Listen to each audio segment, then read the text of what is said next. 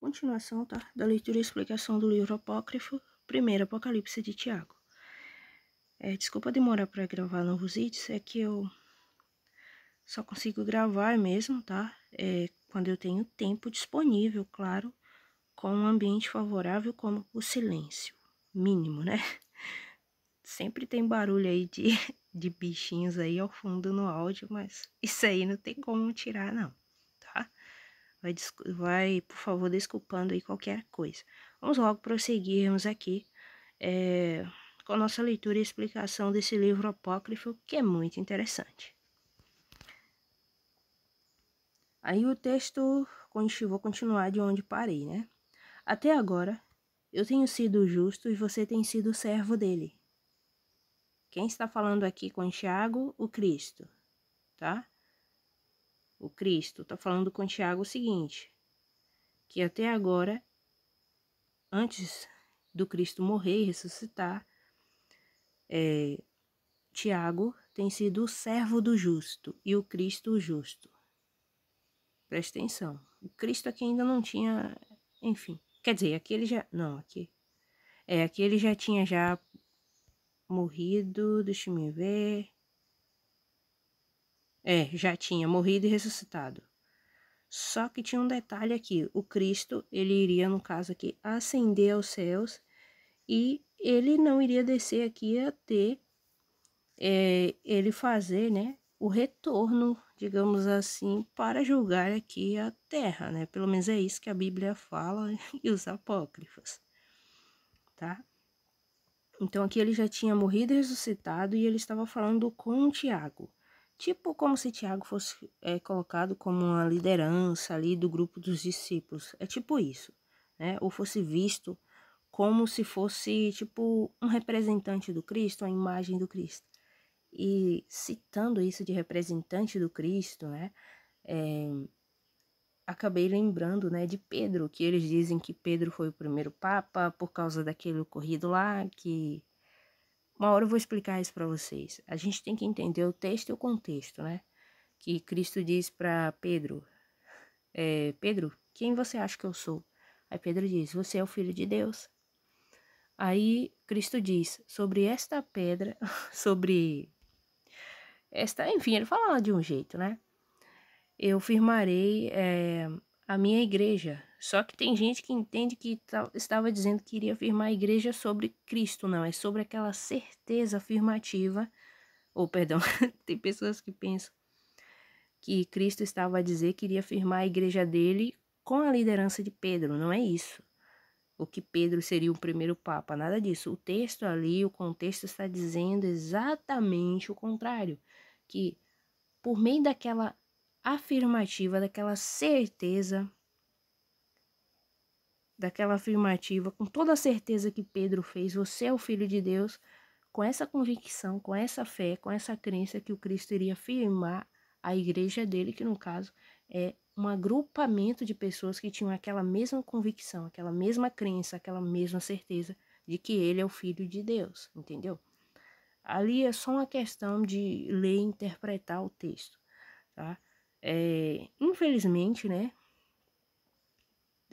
tem alguns equívocos aí de interpretações de pessoas que acabaram colocando aí Pedro como primeiro papa, sendo que o Cristo disse a ninguém chamai de pai, né? No caso, papa é utilizado no italiano, né? Tem isso. A palavra padre mesmo é do espanhol para pai, né? Fica vendo. Então, se o Cristo ele estava ensinando isso aos discípulos, por que ele colocaria Pedro como o primeiro papa, né? O primeiro pai? Não tem isso. Então, é só a gente avaliar aí todo o texto, o contexto, não só o texto isolado de um capítulo ou de um verso, mas juntamente com todo o capítulo, tá? E também todo o livro. No caso, o livro do Evangelho, e em conjunto com os outros livros. Então tem isso também.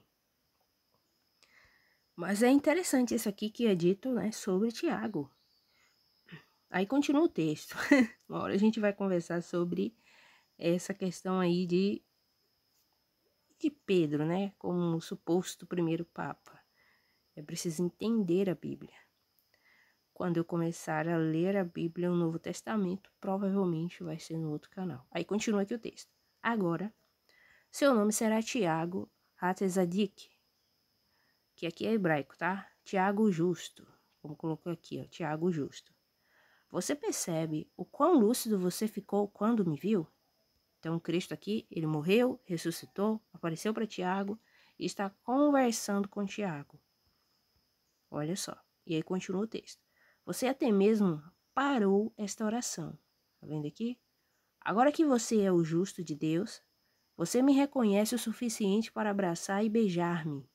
Por que ele diz que Tiago agora é o justo de Deus? Porque Tiago ele conhece a realidade do universo. Como o universo ele acabou surgindo, na verdade, Tiago ele já tinha bastante suspeitas, né? De qual foi a origem do universo.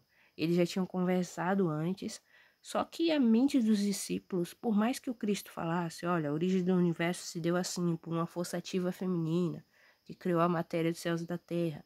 Surgiu, nasceu junto com a matéria dos céus e da terra um regente mau, que é o diabo Satanás original. A mente deles ainda estava de alguma forma meio que trancada, bloqueada.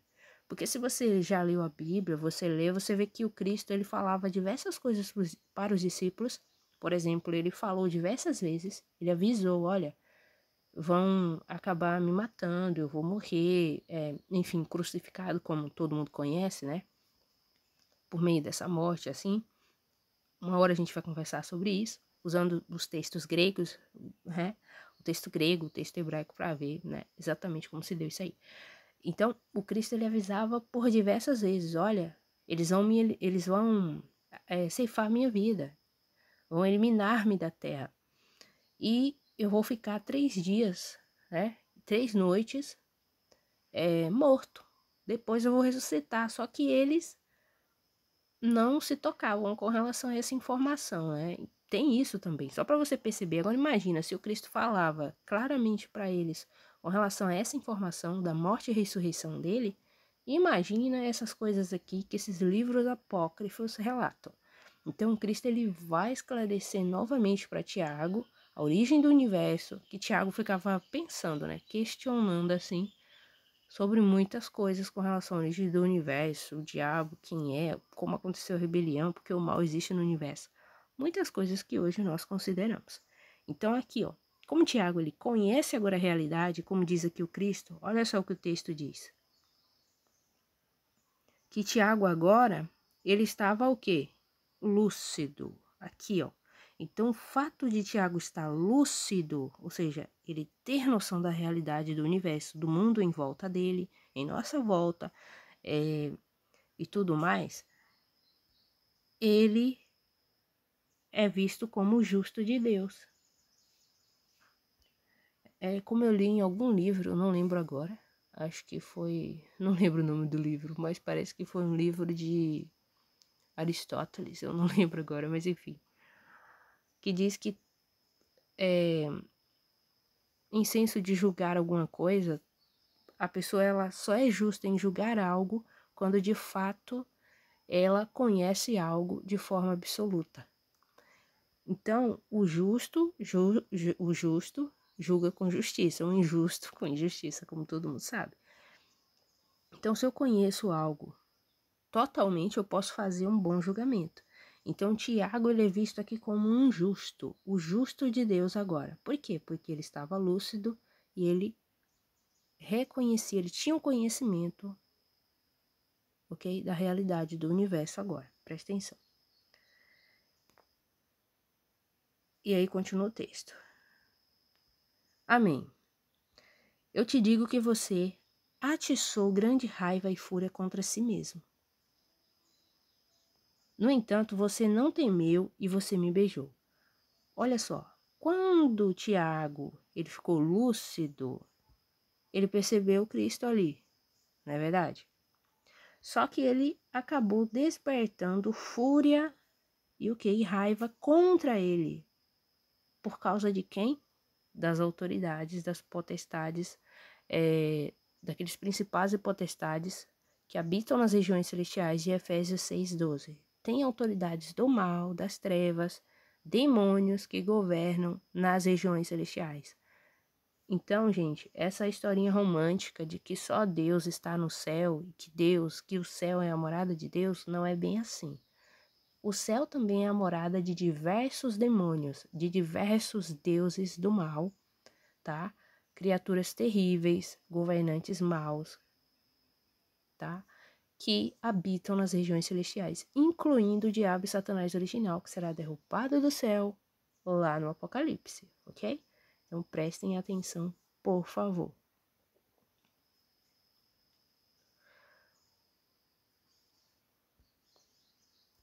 E aí o texto vai e diz: no entanto, você não temeu e você me beijou. Esse beijo aqui é uma coisa interessante, né? Como que se deu esse beijo, né? Então você vai pensando aí que beijo foi esse aí, porque a história do beijo ao longo da história da humanidade, né? É bem interessante, tá? E o beijo, ele tinha, como que eu posso dizer,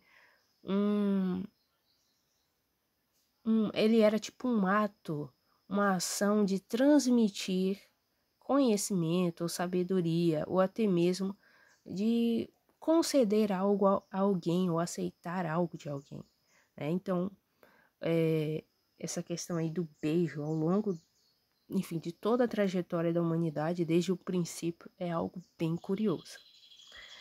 E aí continua isso aqui, ó.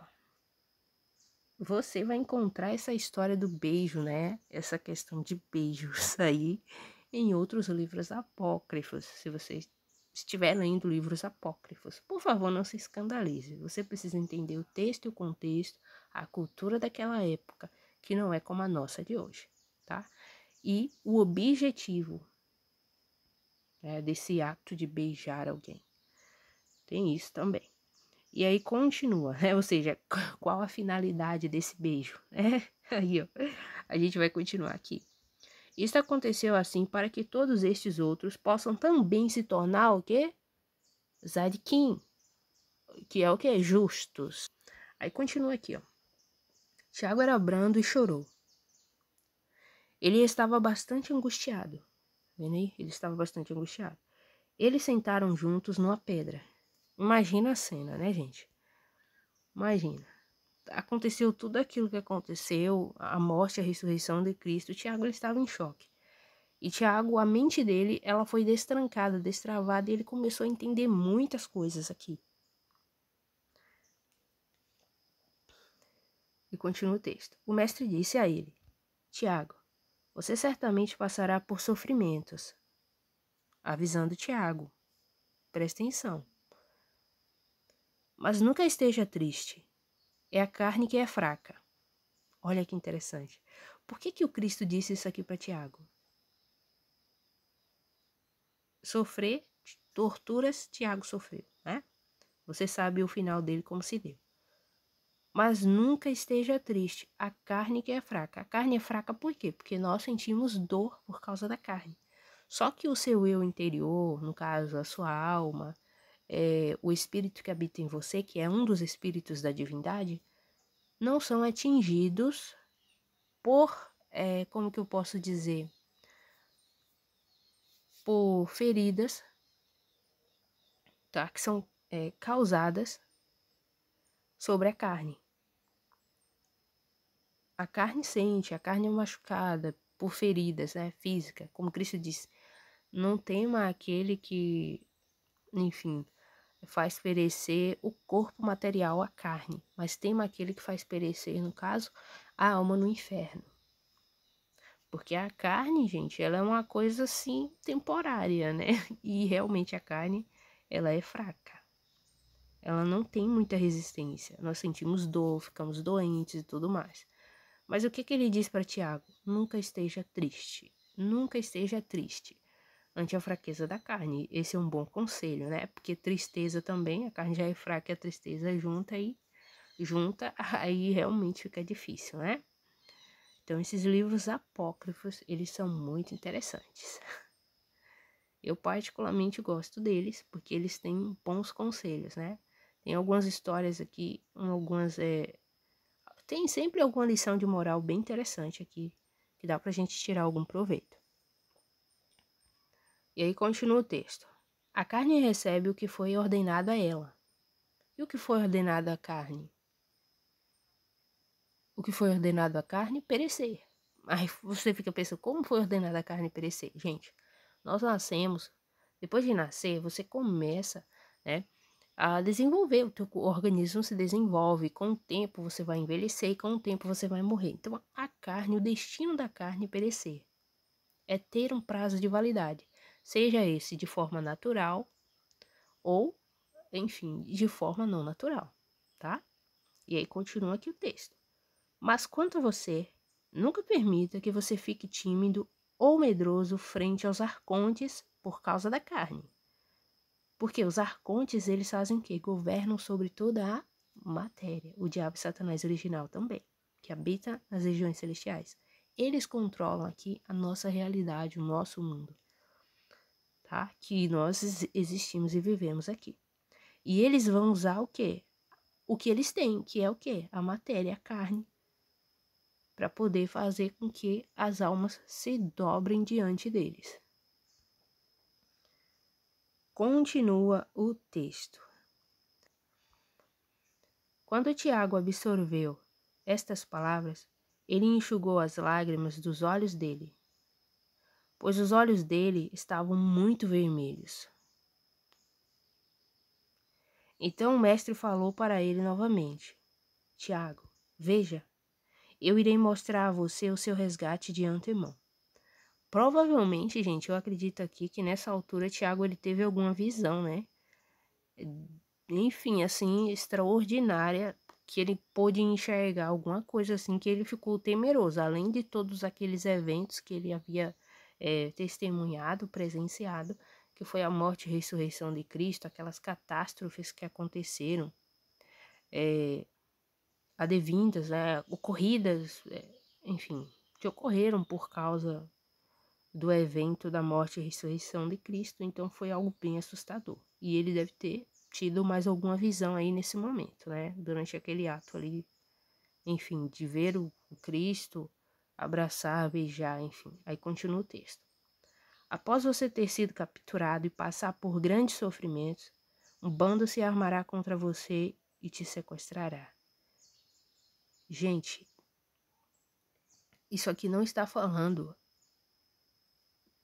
da captura e do sofrimento carnal de Tiago unicamente. Isso aqui está falando do destino da alma de Tiago após abandonar, após deixar o corpo material, após aquela separação. Porque o mestre avisa, Tiago, você vai passar por grandes sofrimentos na carne, mas depois da carne também tem um caminho aí difícil que você vai ter que trilhar no caso a sua alma.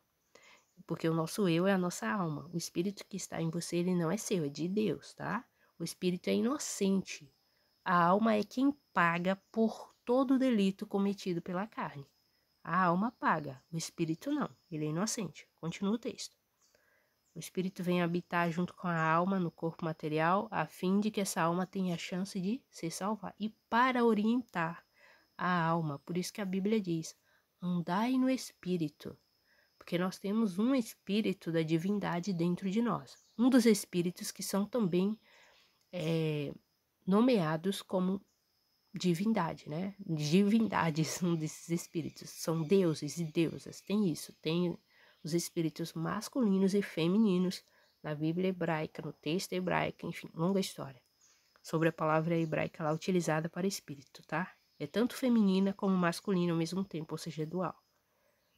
Aí destacando, ressaltando, né? Evidenciando a existência desses dois gêneros, inclusive no mundo espiritual, no mundo dos deuses, enfim, das divindades, deuses, deusas. Gente, isso não é invenção dos povos, tá? Isso existe. Tudo se trata de imitações, sejam elas imitações baratas ou não. Enfim, imitações de quinta ou não. Olha só o que está falando a Tiago aqui. Em particular, gente, isso aqui está falando da alma de Tiago, tá? Imagina, Tiago, né, a alma de Tiago passar por grandes sofrimentos. Já não bastava ele ter sofrido no corpo, na carne, quando ainda estava vivo, mas depois de abandonar o corpo material, ele também sofreria ainda mais e um bando iria se armar contra ele e sequestrar Tiago. Então acontece um sequestro da alma quando a alma ela sai do corpo. Isso quase acontece com a Virgem Maria, se o Cristo não tivesse descido do céu e vindo buscar a alma de sua mãe. Com né, um comitê, um exército de anjos, se não fosse isso, a morte, com seus agentes, teriam capturado a alma da Virgem Maria. E aí a Virgem Maria teria que se desvencilhar das mãos destas criaturas, tá? Do mundo aí dos mortos, praticamente por conta, né? Ela teria orientações do espírito e tudo mais, mas ela teria de enfrentar, de passar por esses poderes todos aí. No caso, Cristo vem em busca dela e ela não tem de passar por eles. Mas Tiago, ele teve de passar por eles, né? Por sofrimentos, por tormentos, por angústias, isso no mundo dos mortos. Talvez você já tenha lido algum livro, eu já li, né? Livros que falam sobre o mundo dos mortos, onde as almas elas andam assim em filas, né? E aí eu ficava pensando, nossa, de onde eles tiram essas ideias? E tudo isso que eu li, praticamente quase tudo, né? Tudo não, quase tudo. Por exemplo, a fila dos mortos, no mundo dos mortos, os agentes da morte, né? Que ficam lá organizando essas filas, fazendo essa triagem das almas. Isso tudo está nos apócrifos. Por incrível que pareça, né? Aí eu encontrei tudo isso nos apócrifos. E aí eu concluí o seguinte, realmente ninguém inventa algo do nada. É sempre uma questão de copiar, adaptar e plagiar algo de alguém. Não tem como, eu vou inventar algo do nada. Impossível. Impossível. Tudo isso que eu estou contando a vocês, que eu estou explicando a vocês, eu tenho essas informações porque eu estudei os livros apócrifos, a Bíblia, etc. Entendeu? Etc. que eu digo é livros assim, tipo livros de história, algum livro assim de ficção científica que eu gosto de ler, mas basicamente livro de teologia eu não tenho hábito de ler, tá? Eu gosto mesmo de ir direto nos apócrifos, na Bíblia, para mim ver o que está acontecendo, o que de fato estes livros dizem, né? Então isso aqui é bem interessante, essa questão aí do estado, né, da situação da alma após a separação aí do corpo. E aí continua. Em particular, 3 deles, o quê? Em particular, 3 deles te capturarão. Eles sentam como coletores de impostos. Quem são essas criaturas? São entidades do mundo dos mortos, ok? Aqui não tá falando de cobradores de impostos, gente. Seres humanos, não. Do mundo dos vivos, não. Aqui tá falando do mundo dos mortos. Por quê? O salário do pecado é a morte. E a Bíblia diz que todos pecaram. O único justo que tinha, a única pessoa sem pecado que já pisou na terra foi o Cristo. Mas mesmo assim, o corpo dele, a carne dele, ela sofreu. Em outros apócrifos, você vai até encontrar algumas informações falando aí dessa carne, desse corpo do Cristo. Como eu já citei em um vídeo anterior lá, que ele diz, agora eu estou livre, né?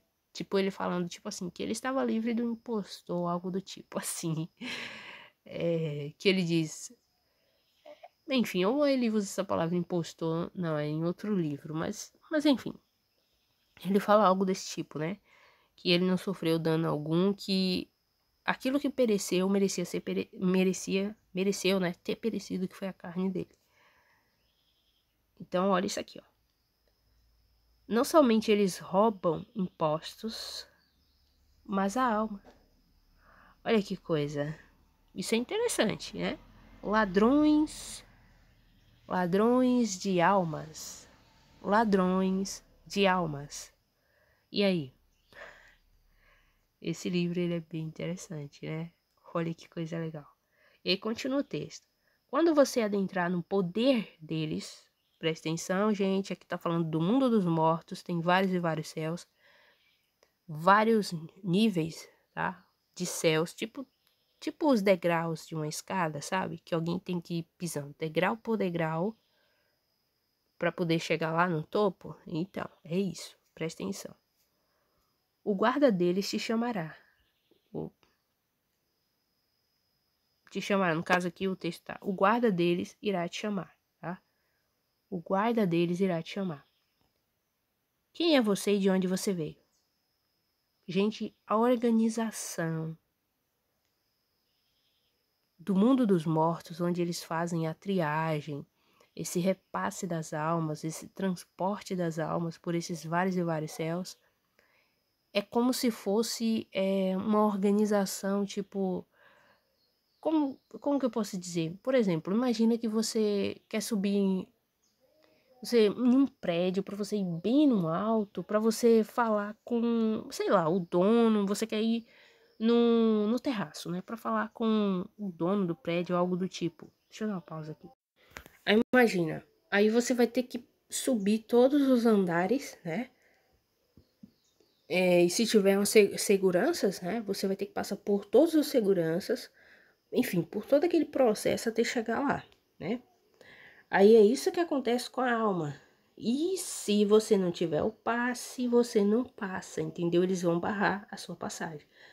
Por isso que tá dito aqui, ó. Diz aqui: quando você adentrar no poder deles, o guarda deles irá te chamar. E vai dizer o seguinte, ó: quem é você e de onde você veio? O guarda vai fazer essa pergunta. Do mundo dos mortos, hein? Um agente do mundo dos mortos. Você deve responder a ele: eu sou filho, eu sou do Pai.